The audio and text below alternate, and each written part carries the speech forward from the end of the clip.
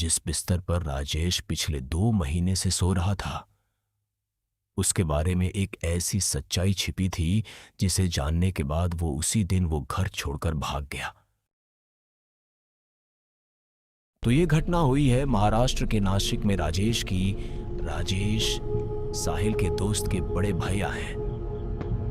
राजेश का ट्रांसफर और प्रमोशन हुआ था, जिसके बाद उन्हें नासिक महाराष्ट्र शिफ्ट होना पड़ा।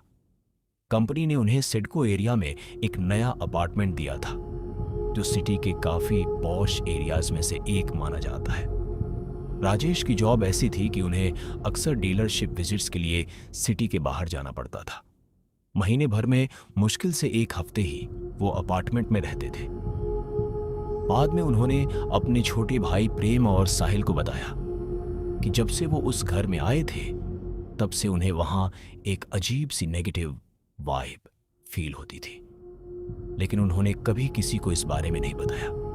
एक और अजीब बात थी, बिल्डिंग के किसी भी नेबर ने कभी उनसे बात करने की कोशिश नहीं की, न हेलो, न ही कोई नॉर्मल इंटरेक्शन।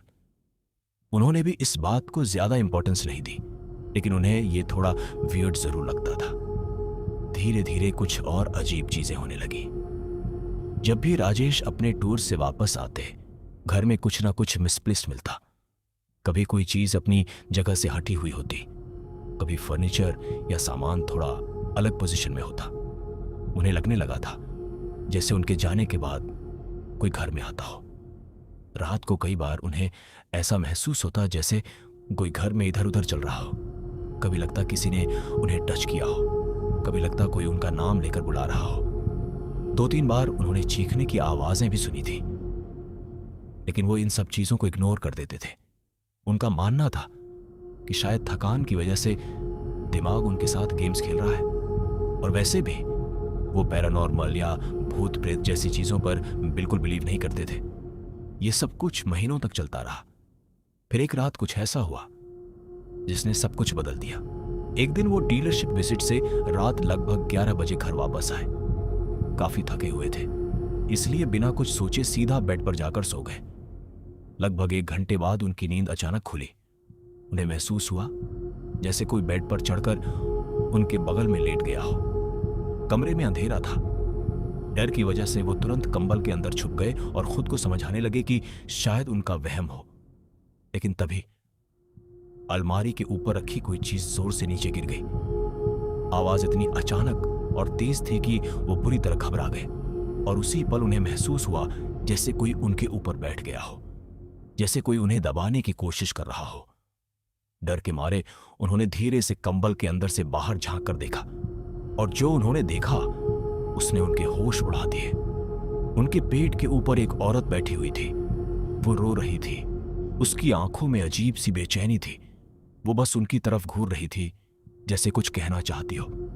कुछ सेकंड्स के लिए वो बिल्कुल जम गए। न हाथ हिल रहा था, न आवाज निकल रही थी, जैसे पूरा शरीर सुन्न पड़ गया हो। किसी तरह हिम्मत जुटाकर वो बेड से निकले और सीधा घर से भाग गए। उस रात वो हमारे पास आए और सुबह तक हमारे ही घर में रहे। पूरी रात उन्होंने हमें डिटेल में बताया कि उनके साथ क्या हुआ था। अगली सुबह उन्होंने 1 मिनट भी वेस्ट नहीं किया। उन्होंने डिसाइड कर लिया कि वो उस अपार्टमेंट में दोबारा नहीं रहेंगे। जब वो अपना सामान पैक कर रहे थे, तब पहली बार बिल्डिंग के एक नेबर ने उनसे बात की। उसने पूछा, अचानक घर क्यों छोड़ रहे हो? उन्होंने पिछली रात वाली पूरी घटना उस नेबर को बता दी। ये सुनते ही नेबर कुछ देर चुप रहा। फिर उसने जो बात बताई, उससे सब कुछ और भी ज्यादा डर लगने लगा।